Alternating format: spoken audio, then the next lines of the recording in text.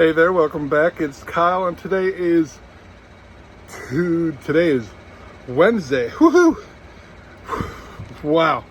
Wednesday, July 31st, 2024, which means it's also the last day of July, and we are 44 days away from our trip. Friday is the 6-week mark. I am so ready. Today was a hot day, relatively speaking. It was about 86 degrees. However, our plant where I work was on like a little mini shutdown. We had extras. So basically none of the machines were running. That does not apply to me, but it does mean that the plant was a lot cooler than it normally would have been had the machines been running.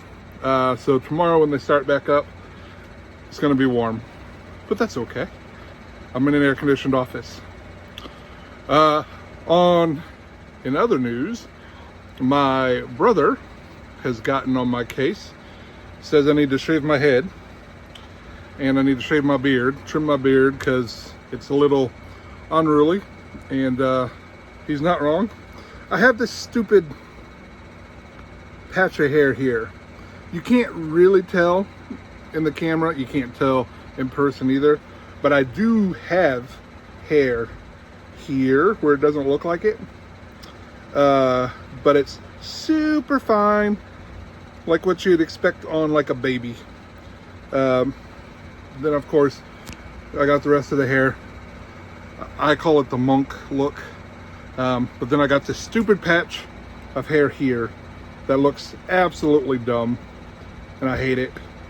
So don't be surprised if in the next couple days, probably this weekend, I shave my head again and then get the beard back under control. I am smoking a brisket for Saturday, so it'll probably be before dinner on Saturday, because the hair is getting long enough in my mustache that it like interferes with eating, and I'm not about that. But yeah, I like having a beard, but it's irritating at the same time, and I don't do a good job taking care of it. And it's got some white because I'm old. That's okay. Anyways, 44 days. I still have a crap ton of stuff that I need to do that's self-inflicted, like getting better at using my new gimbal, figuring out the best way to use the microphones and not have it be obtrusive or obnoxious. And yeah, I have used a gimbal in the past. Let me grab it real quick. It's right here. This right here is my old gimbal. It's a DJI Osmo. It's either an Osmo 3 or 4. I don't remember exactly. I've had it for a few years, and I have taken it on pretty much every big trip I've gone on since I got it, and it does fantastic. It has some quirks with it. The battery life is, again, it's an older device now. The battery life isn't the greatest, which is a big part of why I upgraded. And then the app to use it wasn't that user friendly. But the new one I have right here, this is the Insta360 Flow Pro. And it's got a cool little clear, how's that go there? It's backwards because it's I'm recording this with my front facing camera, so it's mirrored. but it's got a clear little insert there, which you can, I don't know why you would, but you can buy little designs that go in there to customize the look of it. No, that's not for me. It's no, it's a tool. It is not a fashion statement. Sorry. Same with my phone case. My phone case, I have an iPhone 15 Pro Max. I have a mouse case, MOUS case. It is like a carbon fiber type look on the back, but just because it was the only case at the time I bought it, which was literally when the phone came out, it was the only black case for my phone by this company, and they're my go-to case company for my, not only for my iPhones, but for my AirPods as well. I've had excellent luck with them. They work fantastic. They feel excellent in the hand. And while I don't drop my electronics, I have no problems with it whatsoever. Currently, I don't even have a case on my AirPods. They are AirPods Pro. I'm caseless at the moment. But my AirPods before this that I gave away to one of my brothers, that was like a wood look case, and it's pretty nice. Get a lot of compliments about it, or got a lot of compliments about it. But again, at the time I got that case, there was one of only like 2 or 3 options available for that, and the other ones were more gaudy, so I went with the one that drew the least amount of attention. Again, black case. I have a black phone, which goes well with the case, but I don't want the phone being the center of attention, if that makes sense. But yeah, I don't know how I got on that tangent. Oh, because I was talking about I need to practice. So this gimbal, the new gimbal, one of its big features, which is why I went with this, is, I don't know if you can see it there on top. It's backwards, and it was upside down for you as well. NFC. So you just, when you pair it for the first time, all you got to do is hold your phone up to it, and it'll pair, and then it auto connects every time. All you got to do is put your phone. So this right here is a clip that is magnetic on the back, and this comes off and it goes onto the back of the phone.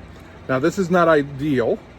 I'm waiting for the other one to come in stock, and it's MagSafe, so it'll just stay on the back of my phone for times which I'm planning on using it.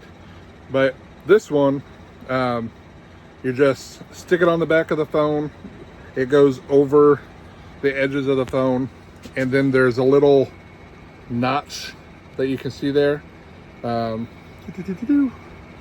there. That notch aligns with a protrusion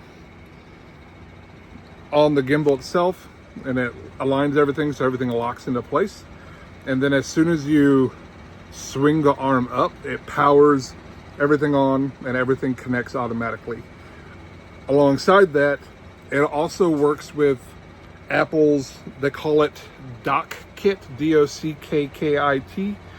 And this is it's a newer feature in iOS 17 and later that basically uses tracking, and it'll like lock on a subject and follow the subject. So in the case of a gimbal, it will actually rotate the gimbal, and this particular gimbal will rotate a full 360 degrees non-stop, so it can go forever in any direction 360 degrees.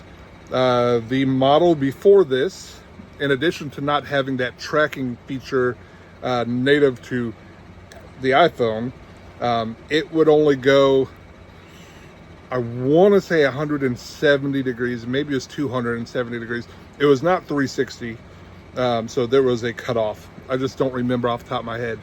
I only looked at it when I was researching it, and that was one of the complaints that it had was you could start recording and it be further turned than you expected it to be, so you walk out of the scene of being recording, and so that ruins your shot and all that stuff. I'm not going to be doing much or any of that anyways, so that's not going to apply to me too much, but that is a nice feature to have for future proofing. Again, the other one I've had for probably 4 or 5 years. But yeah, the face tracking, subject tracking is built in natively with the iPhone, and it works on pretty much any third-party camera app. And then Insta360 inside the app as well has its own AI tracking that is actually more advanced, but it only works inside the app. Their tracking, you can have it track anything that you tell it to track. So like I could have it track a horse, a cow, a building, a car, whatever, and it will track that. The iPhone tracking is more just person tracking and mostly just face tracking. But yeah, so that's the big reason why I went that.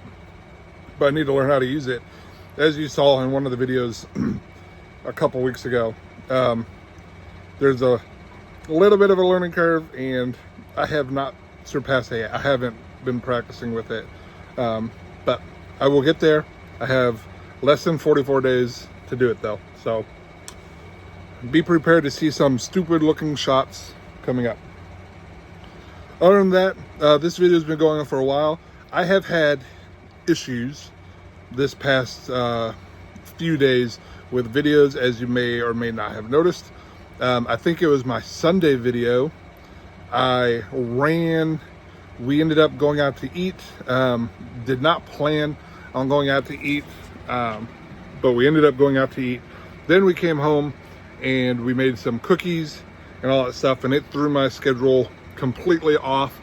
I completely spaced and forgot to do a video at all, to record anything for the video. However, while we were at the restaurant, I did record a clip that I was going to use later that night in the video that I ended up putting on the next day's video, and I'll get to that in a second, about using self-parking in the rain, which was cool. I got to try that out.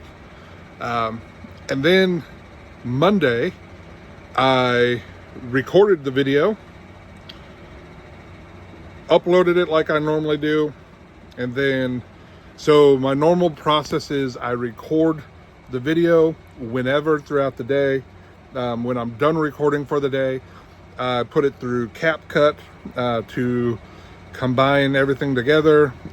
If I need to do any sort of little editing stuff, like adding pictures in or something like that, that's where I do that.